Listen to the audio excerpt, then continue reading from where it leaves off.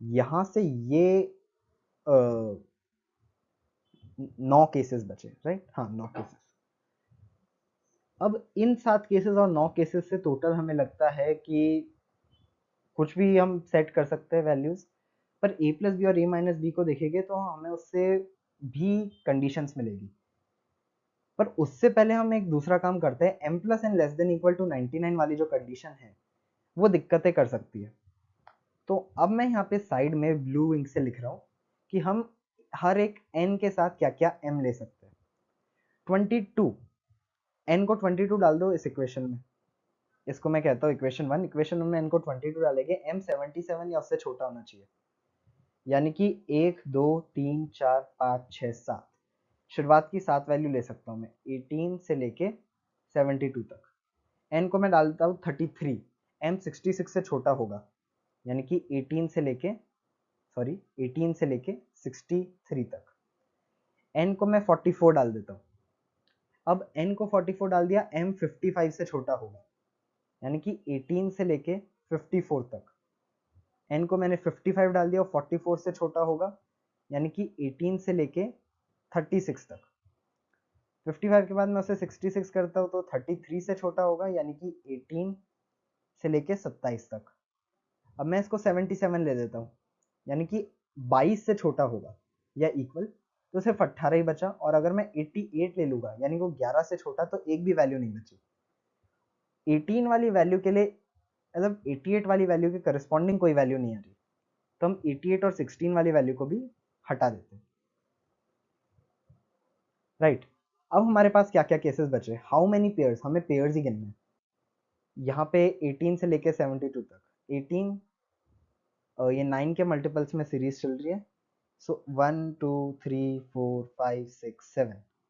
पहले केस में 7 आएंगे, दूसरे केस में 6 आएंगे, तीसरे में 5, इसमें 3, इसमें 2 और इसमें 1। इनका सम कर दोगे तो आपके पास बेसिकली सिग्मा 7 माइनस 4, यानी कि 6 into 4 24 is your answer. 24 cases हो जाएंगे।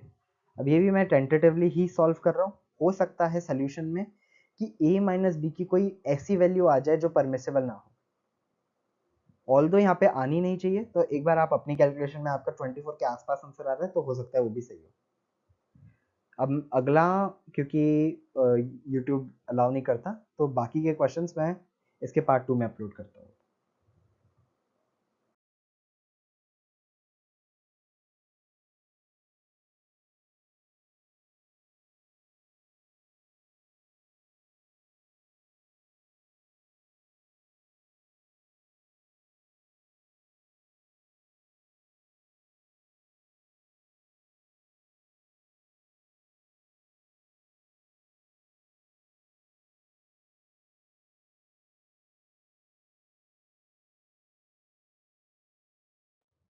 So welcome back. हम बहुत सारे क्वेश्चंस कर चुके हैं ऑलरेडी। अब मैं नेक्स्ट क्वेश्चन से कंटिन्यू करता हूँ जो हम कर रहे हैं। अब देखो, ये क्वेश्चन ना बहुत ही इजी है, पर क्या करेंगे एग्जामिनर, अगर ऐसा कोई क्वेश्चन देंगे तो वो क्या देंगे, 3 या 5 मार्क, 3 मार्क के लास्ट के क्वेश्चंस में या 5 मार्क्स के शुरुआत के क्वेश्चंस में देंगे, तो आपको लगेगा ये क्वेश्चन बहुत डिफिकल्ट है। एक्चुअल में क्वेश्चन बहुत ईजी है। कैसे? हमें इस एक्सप्रेशन को मिनिमाइज करना है। मैं ब्रैकेट को खोल देता हूँ, ब्रैकेट को खोल दूंगा तो मेरे पास ये आएगा। अब क्या है, x, y और z तीनों हमारे इंडिपेंडेंट वेरिएबल्स हैं, तो मैं इन तीनों को 3 इंडिपेंडेंट इक्वेशन के जैसे ट्रीट करता हूँ, तीनों को मैक्सिमाइज कर देता हूँ। हमें पता है maximum minus B by 2a पे आता है कॉन्केविटी डाउनवर्ड्स वाले पैराबोला का, फॉर एनी क्वाड्रेटिक इक्वेशन। और अगर ऐसा केस है यहाँ पे माइनस बी बाई 2a पे आता है, तो यहाँ पे x की वैल्यू क्या हो गई, -1 ओवर -2/5, यानी कि x की वैल्यू तो 5/2 हो गई। सिमिलरली y की वैल्यू 6/2 हो गई और z की वैल्यू 7/2 हो गई। इन वैल्यूज को मैं डाल भी देता हूँ, मेरे पास आ जाएगा 5/2 माइनस 25/4 इंटू 5। यहाँ पे 5/4, तो यहाँ से बेसिकली 5/4 ही बचेगा। सिमिलरली यहाँ से 6/4 बचेगा और यहाँ से 7/4 बचेगा। तीनों को ऐड कर दो तो ये 12 18/4 बच जाएगा। मतलब m/n की value equal to 18/4 equal to 9/2, ये आपका m/n आ जाएगा। डायरेक्टली कंपेयर ही कर लेंगे हम। तो m की वैल्यू 9, n की value 2, x plus y plus z की वैल्यू यहाँ से आ जाएगी हमारे पास, x plus y plus z की वैल्यू 18/2, तो वो 9, 9 प्लस 9 18 प्लस 2 20। ईजी सवाल है, बस ये लोग 3 या 5 मार्कर में दे देंगे तो हम डर सकते हैं, इसलिए इसके ज़्यादा हायर वेटेज के ज़्यादा चांस है। थोड़ा सा भी ध्यान देंगे आसानी से क्वेश्चन सही हो सकता है। ये क्वेश्चन बहुत अच्छा है। क्यों? क्योंकि हम क्या करेंगे, हम वैल्यूज डाल के देखने की कोशिश करेंगे ए बी और सी की, उससे कोई फायदा नहीं पड़े होगा। a minus b, a minus c, b minus c, b minus a, c minus a, c minus b. हम देखेंगे कि यहाँ पे एक एक टर्म मिसिंग है, तो मैं क्या करूंगा, एलसीएम ले लूंगा सीधा, वैल्यू नहीं डाल रहा मैं एलसीएम ले लूंगा। a माइनस बी है, a माइनस सी है, b माइनस सी नहीं है, तो मैं a4 इंटू बी माइनस सी कर दूंगा, माइनस b4। माइनस क्यों ले रहा हूं मैं यहाँ पे, चलिए माइनस नहीं लेता, मैं सीधा प्लस ही ले लेता हूँ। Plus b4 into B minus C है, ठीक है ले लिया, a माइनस बी है, नेगेटिव में है इसलिए मैं माइनस ले रहा था, उसकी पर जरूरत नहीं है क्योंकि मेरे पास b माइनस सी है, b माइनस ए, c माइनस ए नहीं है। राइट, यहाँ पे हम a माइनस सी के जैसे ट्रीट कर रहे हो उसे, तो मैं यहाँ पे c माइनस ए में ट्रीट कर देता हूँ। क्यों कर रहा हूँ मैं ऐसा, बेसिकली इसलिए ताकि अलग हो जाए। राइट, वो जो हमारा पैटर्न है वो बिल्ट रहे। यहाँ पे सिमिलरली मैं C4 कर सकता हूँ, C माइनस ए हम A माइनस सी लेके चल रहे हैं, C माइनस बी को B माइनस सी लेके चल रहे हैं, तो यहाँ पे मेरे को बेसिकली तो A माइनस बी मल्टीप्लाई करना है, तो मैं यहाँ पे A माइनस बी मल्टीप्लाई कर दूंगा क्योंकि इन दोनों के नेगेटिव साइन लूंगा। बेसिकली डिनोमिनेटर की जब मैं बात करूंगा, यहाँ पे डिनोमिनेटर भी लिख देता हूँ, मैं डिनोमिनेटर लेके चल रहा हूँ A minus B, A minus C और B माइनस सी। अब एक चीज है, जो ये न्यूमरेटर लिखा, इसमें अगर मैं a को b डाल दूं, a इक्वल टू बी कर दूं, तो क्या होगा मेरे साथ, a4 into B minus C minus b4 into B minus C, है ना। अब ये b4 क्या है, a4 क्या है, a4 बेसिकली b4 ही है, तो ये जीरो हो जाएगा। राइट, पर आप कहोगे कि ये तो ऊपर है नहीं, नहीं मैं केस लेके चल रहा हूं, अगर ये होता तो सिर्फ एक्सप्रेशन का, और अगर ऐसा कुछ केस है तो उससे न्यूमरेटर जीरो हो जाएगा, यानी कि a माइनस बी इसका एक फैक्टर होगा। a माइनस बी फैक्टर है तो मैं, क्योंकि ये बेसिकली सिमेट्रिक इक्वेशन है, तो मैं कह सकता हूँ a minus B, a minus C और b माइनस सी तीनों फैक्टर हो गए इसके। और अगर आप अंदर फिर इन तीनों को फैक्टर लेके बाहर निकल जाओगे, आपके पास अंदर एक एक्सप्रेशन बचेगा, इसे आपको कैलकुलेट करना पड़ेगा।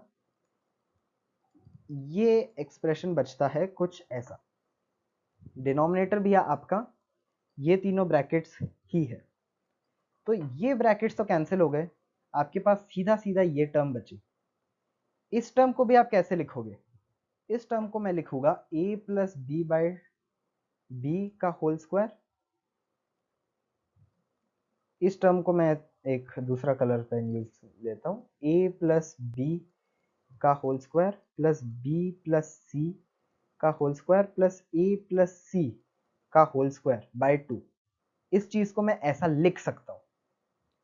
अब आप a प्लस बी की वैल्यू डाल देंगे हम, √3 प्लस √5 प्लस √7, तो सॉरी यहाँ पे एक गलती कर दी मैंने इस चीज को सिंप्लीफाई करके लिखने में, यहाँ पे minus A B minus B C minus C A बचता है, ए सी, तो यहाँ पे a minus B, B minus C, A minus C, ऐसे मैं लिख लूंगा।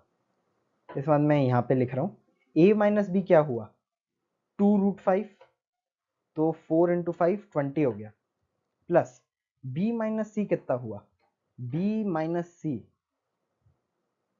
हुआ आपका तो मतलब बेसिकली यहाँ पे कैलकुलेशन में कोई गलती हो सकती है मेरे से, और क्योंकि मेरे पास जगह भी स्क्रीन पे नहीं बची, और अगली स्लाइड पे एक और क्वेश्चन है। तो यहाँ पे आप बेसिकली एबीसी की वैल्यू डाल दो और आपके पास सीधा सीधा आंसर आ जाएगा। अगले क्वेश्चन पे चलते हैं। What is the sum of the digits of the positive integer n such that m is equal to ये चीज इज अ परफेक्ट स्क्वायर। आसान सवाल है, बस थोड़ा सा सोचने का है। Factorial 1 factorial times 2 into 1 factorial times 3 factorial times 4 into 3 factorial. आप सोचोगे कि मैं इस चीज को ऐसे क्यों लिख रहा हूं। अगर मैं 2 को 2 इंटू फैक्टोरियल 1 लिखूं, यानी कि बेसिकली a को फैक्टोरियल a को मैं a into factorial a minus 1 लिख दूं, तो फैक्टोरियल a माइनस 1 तो स्क्वायर बन जाएगा और a हमारे पास अलग रह जाएगा। ऐसे में डॉट डॉट डॉट डॉट करके 2023 फैक्टोरियल मल्टीप्लाइड बाय 2024 इंटू 2023 का फैक्टोरियल। यहां से मैं देख सकता हूं मेरे पास क्या बचेगा। फैक्टोरियल 1 स्क्वायर, फैक्टोरियल 3 स्क्वायर से लेकर फैक्टोरियल 2023 का स्क्वायर। तो अब ये तो परफेक्ट स्क्वायर है ही, राइट। अब इसके अलावा बचेगा क्या मेरे पास। यहां से 2 बचा, 4 6 से लेकर 2024 तक टर्म्स बचे डिवाइडेड बाय फैक्टोरियल n। अब मैं चाहता हूं ये परफेक्ट स्क्वायर हो।